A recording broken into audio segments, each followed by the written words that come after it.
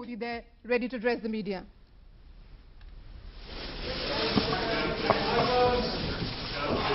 Ladies and gentlemen, friends from the media,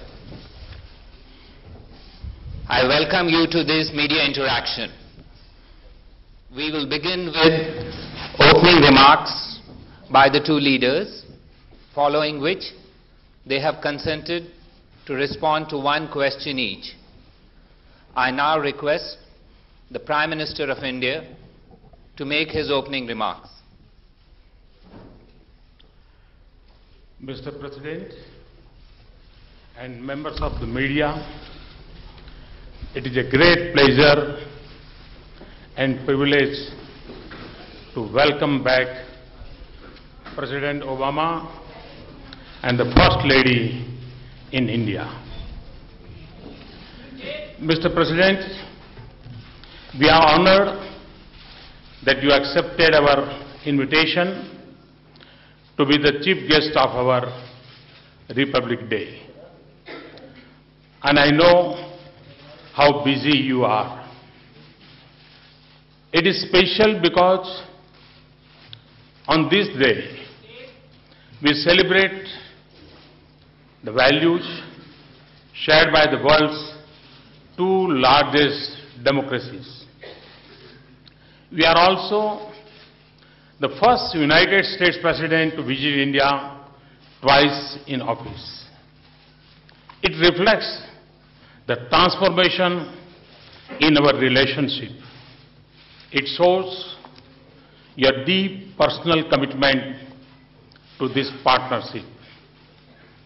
It tells us that our two nations are prepared to step forward firmly to accept the responsibility of this global partnership for our two countries and for shaping the character of this century. The promise and potential of this relationship has never been in doubt. This is a natural global partnership. It has become even more relevant in the digital age. It is needed even more in our world for far-reaching changing and widespread turmoil. The success of this partnership is important for our progress and for advancing peace, stability, and prosperity around the world. From the turn of this century, we have begun transforming our relationship. But we have to convert a good start into lasting progress. This requires translating our vision into sustained action and concrete achievements. Mr. President, in the last few months, I see new excitement and confidence in this relationship. I see renewed energy in our engagement. Thank you for your leadership and for setting the tone last September when I visited White House. The civil nuclear agreement was the centerpiece of our transformed relationship, which demonstrated new trust. It also created a new economic opportunities and expanded our option for clean energy. In the course of the past 4 months, we have worked with a sense of purpose to move it forward. I am pleased that 6 years after we signed our bilateral agreement, we are moving towards commercial cooperation. Consistent with our law, our international legal obligations, and technical and commercial viability. President Obama has also assured me of strong U.S. efforts in support of India's full membership of the 4 international export control regimes at earliest. Today, we also decided to take up our growing defense cooperation to the new level. We have agreed in principle to pursue co-development and co-production of specific advanced defense projects. This will help upgrade our domestic defense industry and expand the manufacturing sector in India. We will also explore cooperation in the area of advanced defense technologies. We have renewed our defense framework agreement. We will deepen our cooperation on maritime security. Terrorism remains a principal global threat. It is taking on a new character even as existing challenges persist. We agreed that we need a comprehensive global strategy and approach to combat with it. There should be no distinction between terrorist groups. Every country must fulfill its commitment to eliminate terrorist safe havens and bring terrorists to justice. Our 2 countries will deepen our bilateral security cooperation against terrorist groups, and we will further enhance our counter-terrorism capabilities, including in the area of technology. President Obama and I agree that a strong and growing economic relationship is vital for the success of our strategic partnership. Economic growth in our 2 countries is becoming stronger. Our business climate is improving. This gives me a great optimism about our economic ties. In addition, we have established a number of effective bilateral mechanisms to identify opportunities and also help our business, trade and investment more. We will also resume our dialogue on bilateral investment treaty. We will also restart discussions on social security agreement that is so important for the hundreds of thousands of Indian professionals working in the United States. For President Obama and me, clean and renewable energy is a personal and national priority. We discuss our ambitions, national efforts, and goals to increase the use of clean and renewable energy. We also agreed to further enhance our excellent and innovative partnership in this area.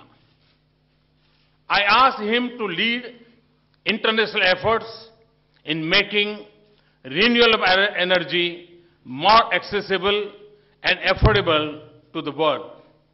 President and I express hope for a successful Paris conference on climate change this year.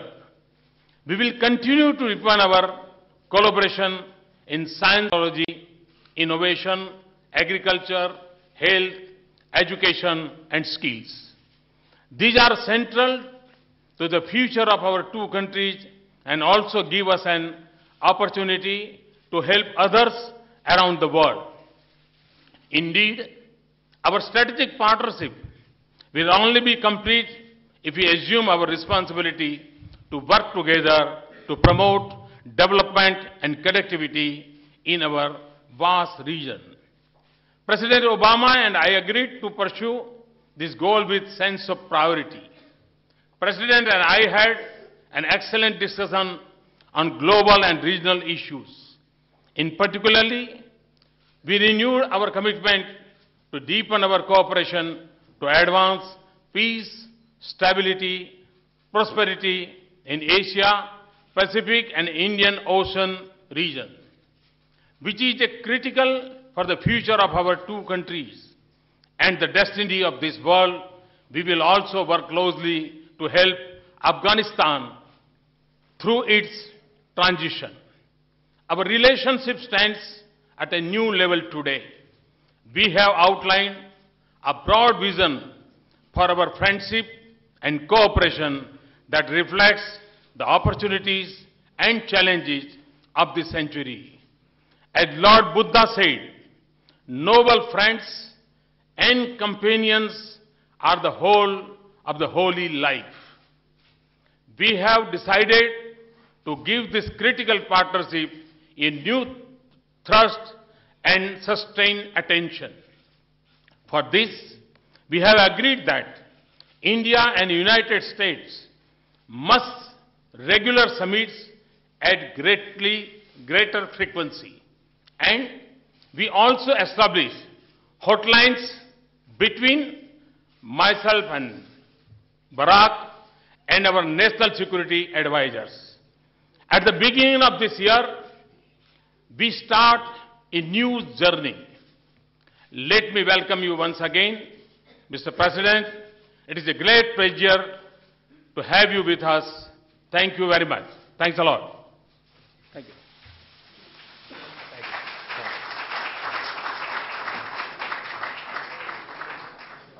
Namaste. Thank you, Prime Minister Modi, for those very generous words.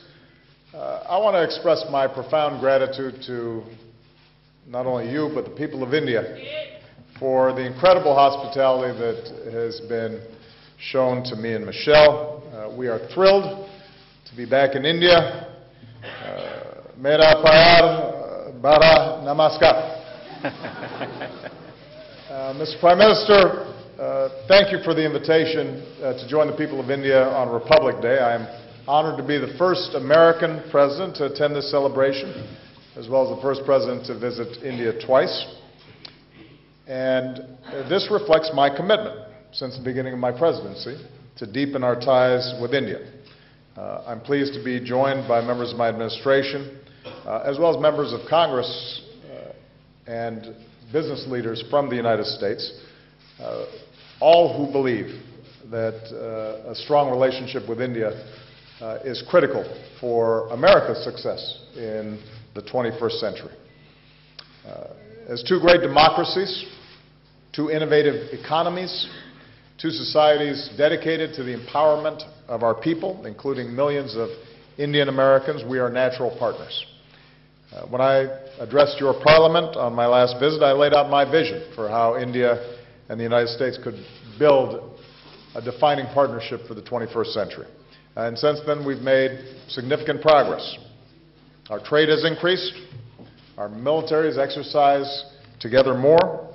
We're cooperating on key global challenges, from nuclear proliferation to global health. And Mr. Prime Minister, your election and your strong personal commitment to the India-U.S. relationship gives us an opportunity to further energize these efforts. I was proud to welcome you to the White House last fall. Your reputation preceded you. As many of you know, in New York, the Prime Minister appeared in Madison Square Garden and was greeted like a Bollywood star. And it was, I think, a signal of the deep friendship between our peoples, as well as our close ties that we are working to expand even further. At the White House, we agreed to take this partnership to a new level. We advanced that work today. Prime Minister Modi, thank you for hosting me, including our chai pe churcha. We need more of those in the White House. But even as this visit is rich with symbolism, we made substantive progress. Prime Minister has already indicated the United States and India have declared a new declaration of friendship that elevates and formalizes our partnership. And not only is it grounded in the values we share, but it commits us to more regular meetings at the leaders' level and sets up frequent consultations across our government. We agreed that our trade and economic partnerships must focus on improving the daily lives of our people. Prime Minister Modi described for me his ambitious efforts to empower rural Indians with bank accounts and to ensure clean water and clean air for the Indian people. And we want to be partners in this effort. In the last few years, trade between our two countries has increased by some 60% toward a record $100 billion. We want to trade even more. So we welcome the reforms that the Prime Minister is pursuing to make it easier to do business here in India. Today we achieved a breakthrough understanding on two issues that were holding up our ability to advance our civil nuclear cooperation, and we're committed to moving towards full implementation. And this is an important step that shows how we can work together to elevate our relationship. We also, as the Prime Minister noted, agreed to resume discussions about a possible bilateral investment treaty. And we will continue to pursue export reforms so that we can advance more high-tech collaborations with India. I'm also pleased that we agreed to a number of important steps to promote clean energy and to confront climate change. We very much support India's ambitious goal for solar energy and stand ready to speed this expansion with additional financing. We're also launching new joint projects to improve air quality in Indian cities. The United States will share more data and develop tools to help India assess and adapt to the impact of climate change and to help vulnerable communities become more resilient. And going forward, we've agreed to work together to make concrete progress this year towards phasing out hydrofluorocarbons under the Montreal Protocol, and the Prime Minister and I made a personal commitment to work together to pursue a strong global climate agreement in Paris. As I indicated to him, I think India's voice is very important on this issue. Perhaps no country could potentially be more affected by the impacts of climate change, and no country is going to be more important in moving forward a stronger agreement than India, so we appreciate his leadership. We agreed to deepen our defense and security cooperation. We've renewed the framework that guides our defense cooperation for another 10 years. And in a major step forward for our relationship, our Defense Technology and Trade Initiative will allow us to jointly develop and produce new defense technologies. We've also agreed to a new vision for the Asia-Pacific so that we're doing more together to advance our shared security and prosperity in this critical region. I thanked the Prime Minister for India's strong counterterrorism cooperation and reiterated, even as America's combat mission is over in Afghanistan, we're going to continue to be strong and reliable partners for the Afghan people who have benefited from India's generous assistance over many years. I thanked the Prime Minister for his continued support for ongoing efforts to prevent Iran from acquiring a nuclear weapon and to arrive at a just diplomatic solution. And finally, we discussed what more we can do as global partners. I reiterated and reiterate to the Indian people today that we support a reformed UN Security Council that includes India as a permanent member.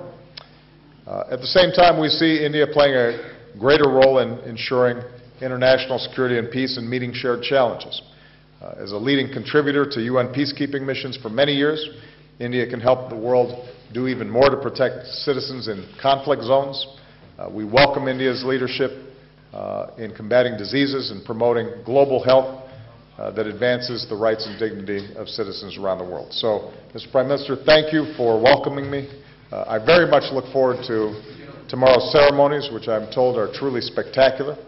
I'm looking forward to a chance to speak directly to the Indian people on the radio and in my speech on Tuesday about what I believe we can achieve together.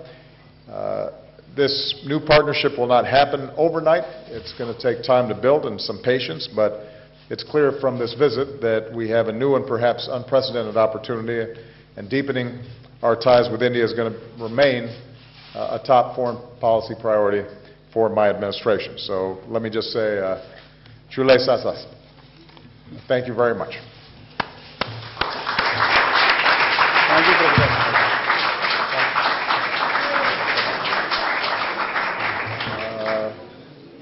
I now call upon Julie Pace of AP to ask her question. Thank you, Mr. President and Mr. Prime Minister. Mr. President, I wanted to ask you about the situations in both Yemen and in Ukraine. On Yemen, you've held up the U.S. counterterrorism campaign there as a model for what you're hoping to achieve in your mission against the Islamic State group. How does the political upheaval in Yemen affect U.S. efforts there? And will it cause you in any way to retool aspects of your broader counterterrorism strategy? And on Ukraine, pro-Russian rebels are again launching new offenses. How at this point can you justify not taking a different approach given that the Minsk agreement has all but failed and sanctions may have had an impact on the Russian economy, but they don't appear to be changing Russia's calculus when it comes to Ukraine? And Mr. Prime Minister, I wanted to go back to climate change. White House officials have said that they hope that the recent U.S.-China agreement can spur countries like India to make similar commitments to cut emissions. I'm wondering if you feel any pressure to take that kind of action because of the China agreement, and can a Paris climate summit produce a substantial result without that type of commitment from India? Thank you. Good. Well, first of all, with respect to Ukraine,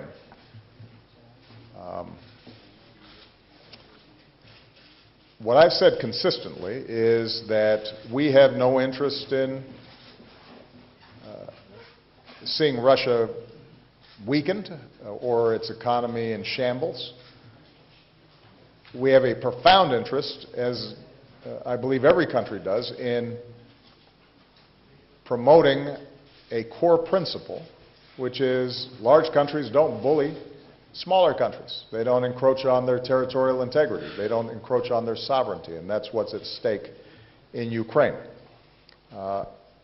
And what we have done is to consistently isolate Russia on this issue and to raise the costs that Russia confronts.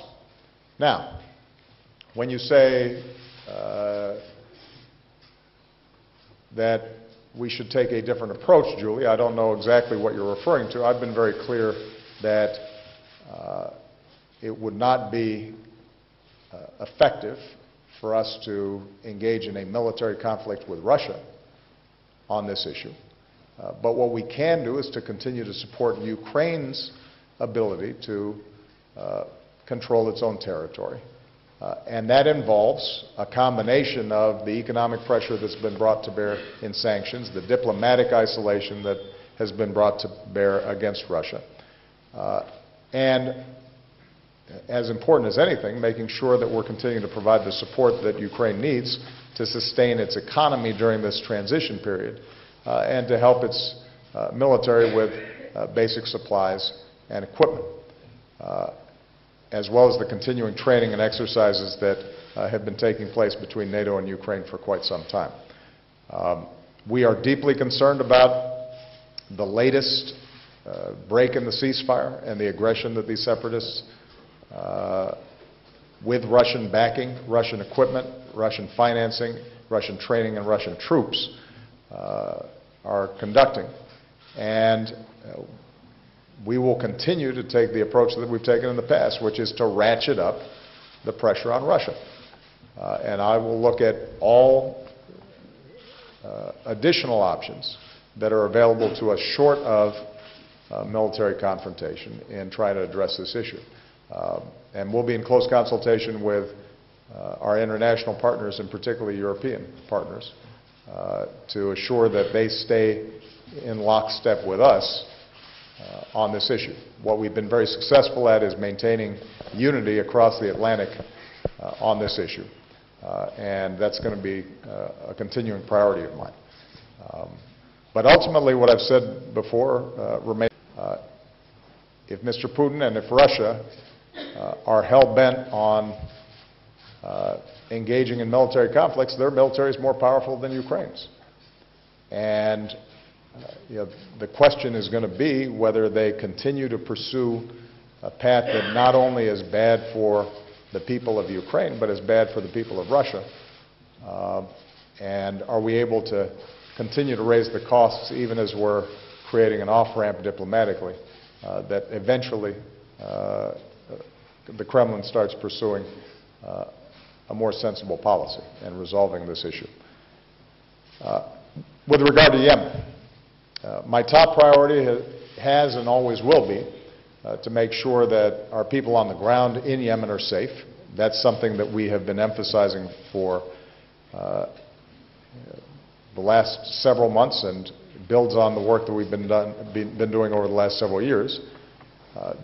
It is a dangerous country in a dangerous part of the world. A second priority is to maintain our counterterrorism pressure on al-Qaeda in Yemen. And we are doing that. And I saw some news reports that suggested somehow that that counterterrorism activity had been suspended. That is not accurate. We continue to go after high-value targets inside of Yemen, and we will continue to maintain the pressure that's required to keep the American people safe. We are concerned about what has always been a fragile central government and the forces inside of Yemen that are constantly threatening to break apart between north-south, between Houthi and Sunni inside of Yemen, and this is one more sequence in what has been an ongoing turbulent process inside of Yemen. And what we are advising, not just the various factions inside of Yemen, but also working with our partners like the Gulf countries who have impact and influence inside of Yemen, is that at this point what's needed is to respect a constitutional process that can resolve some of these differences peacefully and assure that all the groups inside of Yemen are resorting to political rather than military means to resolve these differences. But I guess the point, Julie, is Yemen has never been a perfect democracy or an island of stability. What I've said is that our efforts to go after terrorist networks inside of Yemen without an occupying U.S. Army, but rather by partnering and intelligence sharing with that local government, is the approach that we're going to need to take, and that continues to be the case. The alternative would be for us to play whack-a-mole every time there is a terrorist actor inside of any given country to deploy U.S. troops. And that's not a sustainable strategy.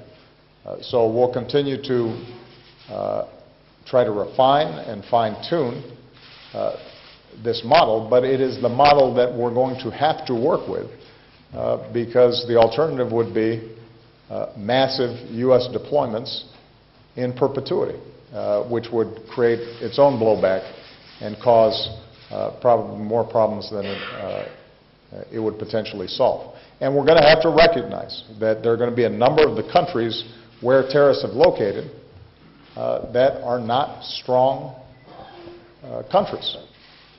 That's the nature of the problem that we confront. Terrorists typically are not going to be locating and maintaining bases and having broad networks inside of countries that have strong central governments, strong militaries, and strong law enforcement. By definition, we're going to be operating in places where oftentimes there's a vacuum or capabilities are somewhat low. And we've got to just continually apply patience, training, resources, and we then have to help, in some cases, broker political agreements as well. So it is a long, arduous process. It is not neat and it is not simple. But it is the best option that we have. And what we have shown is that we can maintain the kind of pressure on these terrorist networks even in these kinds of difficult to operate environments. मैं समझता हूं कि चीन और America का जो जलवायु परिवर्तन के संबंध में समझौता हुआ है, उसका भारत पर कोई प्रेशर है क्या? भारत एक स्वतंत्र देश है उस पर न किसी देश का न किसी व्यक्ति का प्रेशर काम आता है, लेकिन प्रेशर है। प्रेशर इस बात का है कि हम भावी पीढ़ी को कैसी पृथ्वी देना चाहते हैं।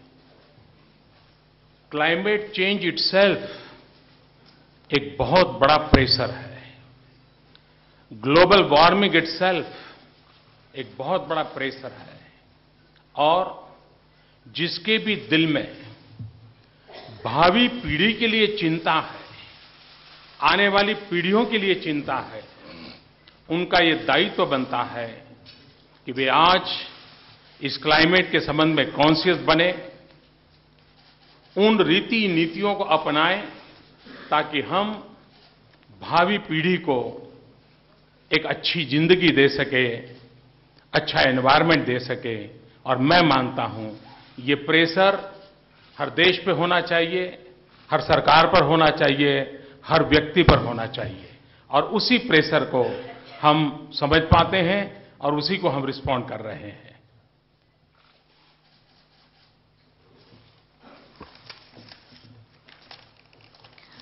It's my feeling that the agreement that has been concluded between the United States and China does not impose any pressure on us.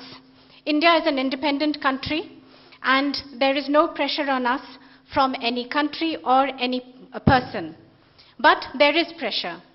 When we think about the future generations and what kind of a world we are going to give them, then there is pressure. Climate change itself is a huge pressure. Global warming is a huge pressure. And all those who think about a better life and a better world for the future generations, those who are concerned about this, then it is their duty and their conscience. They would want to give a better lifestyle to the future generations, a good life and a good environment. There is pressure for all those people. There is pressure on all countries, on all governments, and on all peoples. Thank you. Last question, Ashish Singh, ABP News. Thank you, Akbar sir. Good evening to both Honorable Prime Minister and President Barack Obama. My question is for Prime Minister Narendra Modi, but let me first congratulate both of you for taking the relationship forward, more specifically on nuclear deal issue, जैसा प्रधानमंत्री जी आपने बताया. प्रधानमंत्री जी, आज हमने दिलचस्प तस्वीरें देखी आपकी प्रेसिडेंट ओबामा के साथ, अलग से ठीक उस तरह जिस तरह से वॉशिंगटन में हमने देखा था. मैं उस यात्रा के दौरान आपके वहां पर था. प्रेसिडेंट ओबामा आपके साथ आए थे, आप कुछ देर टहले, एक दूसरे के साथ बातचीत की, बेहतर तरीके से समझा.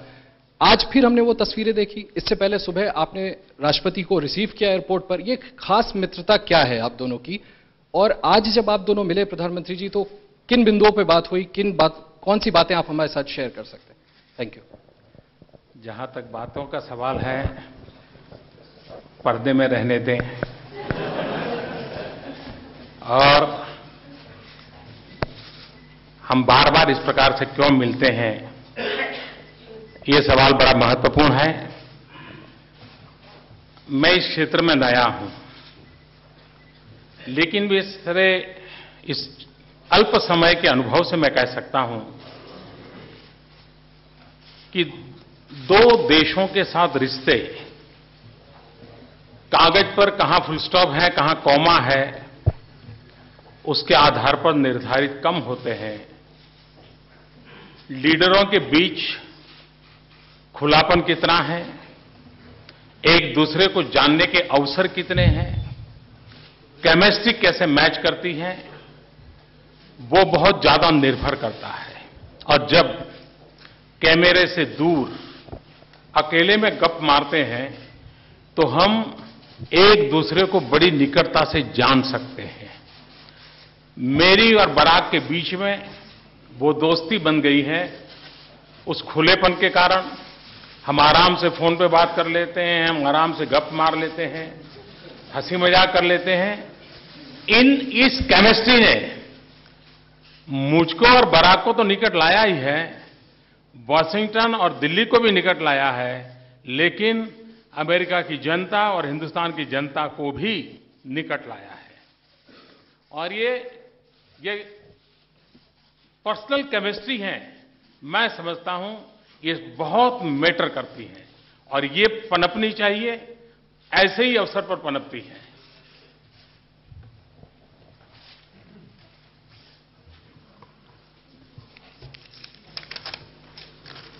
Yes, we had talks and Question. the question, okay. Excellencies, both of you held talks, and my question is to Prime Minister Narendra Modi. You've held delegation-level talks, but we often see, as you did in the US, both you excellencies, beyond the delegation-level talks, go into a huddle and hold talks tete-a-tete. And what exactly do you talk about, and what is this friendship, and which are the issues that you discussed, and which are the issues that you can share with us? Yes, we held very detailed talks, and some of these, and the results and the issues that were discussed, let's keep them behind curtains. Why do we keep going into huddle and hold talks tete-a-tete? Well, I'd just like to say that I'm fairly new in this area. But with this little experience that I have gained over this short period of time, I can say that relations between countries depends less on full stops and commas and more between the relationship between leaders, the openness, how much they know each other, and the chemistry between them. This matters more and is very important. In fact, far from the camera, when we speak, then we become closer to each other. Barack and I have forged a friendship. There is openness when we talk, and we even joke and share a lot together. I think this is the chemistry which has not only brought Washington and Delhi, Barack and I closer, but also the two peoples of the two countries closer. Personal chemistry between leaders is very important, and this can only grow. Thank you. Well, I would just add, the Prime Minister, as I said, it caused great excitement in the United States when he visited. And I do think that in addition to a personal friendship that we've been able to build in a fairly brief amount of time, we're also reflecting the warmth and affection between the Indian people and the American people. Part of the reason we're such natural partners is because we share values as former colonies, as the two largest democracies in the world, as entrepreneurial nations, as people who believe in the freedom and dignity and worth of all individuals. And so it's not surprising then that we have a friendship, because hopefully we're reflecting the values of our peoples. What I'm very excited about is given the Prime Minister's energy and ambition for his country and lifting people out of poverty and moving forward and on the reform agenda that he's put forward, that affection can then be translated into very specific actions, and we're seeing that reflected here today. He's right, though, we can't tell you everything that we talked about. Although I will share one thing, and that is we compared how much sleep each of us is getting. And it turns out that Modi is getting even less sleep than me. But, of course, that's because he's still new. After you've been doing this for about 6 years, maybe he'll be able to get an extra hour. All right? Thank you, everybody. Thank you. Thank you. Thank you.